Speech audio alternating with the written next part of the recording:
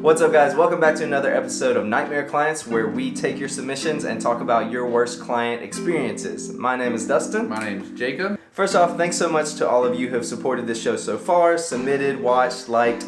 You're awesome. If you want to submit a story, click the link in the description. If not, let's do today's episode. I can't freaking help it. I just like y'all to know that we've been sitting here for 45 seconds for him to read the first sentence. I'm going to cut it all out and not make you watch it, but that's what's happening.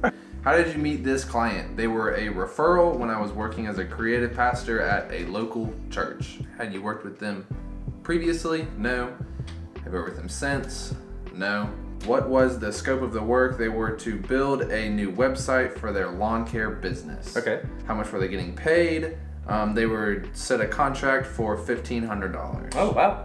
I'm pretty proud of. That's cool. Building a website. So it wasn't just like, oh, you're creative. Yeah, it was like a full build me a Squarespace. It's like, I don't know how big lawn care businesses are. Like if it was a big business or not. But $1,500. It's not some dad going around cutting 3 lawns. Yeah, so true. It's like a full-on thing. So I met with the son of the owner, discussed the scope of the project, then settled on a price, $1,500, and then wrote him a contract. He sounds like he knows what he's doing. Yeah, exactly.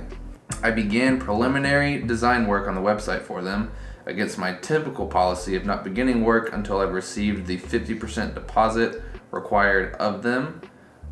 That's actually one thing that I think is huge, even for anyone getting a deposit. Yeah. Especially for weddings and that kind of thing, when you get booked up, if you're consistently being booked up and then someone takes your spot, but then 2 months later they're like, yep. Nope, not doing it anymore. And there's some jobs where I'm like, this doesn't really seem like it needs a deposit, but I just do it anyway because it's in like my contract template. Yeah. And it just feels nice. It shows that they trust you by giving you half the money before you even start anything. Yeah. But that's cool that he said like usually he won't even start working until it's been paid. So, about a month in with no payment received and the majority of the design work done, the client's son told me that he was leaving the company and to take it up with his father, and then ghosted me. The one guy that was like key to this whole thing, and he hasn't received anything. I'm assuming the story goes further downhill from here. So I finally got a hold of the actual owner of the business, who told me that he was unaware of the project or the contract.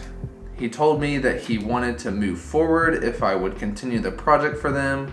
So I wrote a revised contract, and they paid the $750 deposit that day. Oh. So it's getting better. Sounds like a happy ending. Exactly. Until we go into the dark. So another month went by with little communication with the client, and after I got a hold of them again, they informed me that they wished to terminate the contract and declined to pay the remainder of the invoice, even though the contract spelled out the policy for canceling a project. To this day, I still haven't received the remaining balance of $750. What? And like he had already done all the work. Everything was done. And it's not even. It's not obviously not his fault because, as he said, like there's a cancellation policy. Yeah. That he was covering himself even further than the deposit.